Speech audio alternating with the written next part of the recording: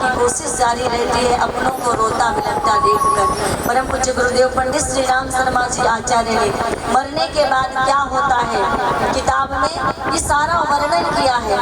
और जब उसका वो प्रयास विफल हो जाता है शरीर में प्रवेश करने का, तब वो आत्मा शरीर के पीछे पीछे अंतिम संस्कार के लिए ले जा रहे 100 के पीछे पीछे जाती है।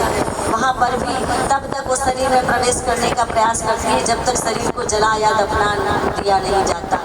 शरीर को जला दिया जाता है तो आत्मा का मोह भंग हो जाता है, क्योंकि शरीर तो जलकर नष्ट हो गया।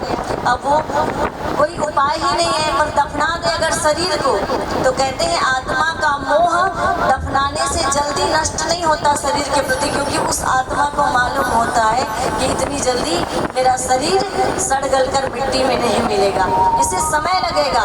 काश इस जमीन से खोद कर कोई मेरा शरीर वापस निकाल दे, मैं उसमें प्रवेश कर लूं। शरीर के प्रति आत्मा की माया बनी रहती है, और बहा दो तब तो आत्मा की माया और शरीर उस आत्मा शरीर के पीछे पीछे भागती है जहाँ तक वो आत्मा जल में बहती है। इसीलिए बहाना तो कभी चाहिए ही नहीं। 3 प्रकार से अंतिम संस्कार होता है। अग्नि में जला देंगे तो राख हो जाता है। गोकर्ण गीता में बताया गया है अग्नि में जलाएंगे शरीर से प्राण विदा होने के बाद तो राख हो जाएगा, दफनाएंगे तो धीरे धीरे सड़ गलकर मिट्टी का शरीर मिट्टी में मिल जाएगा, और बहा देंगे तो धीरे धीरे वो शरीर भी सड़ने गलने लगेगा, और एक दिन चिल्कों में नोच नोच कर उसे खा भी लेंगे।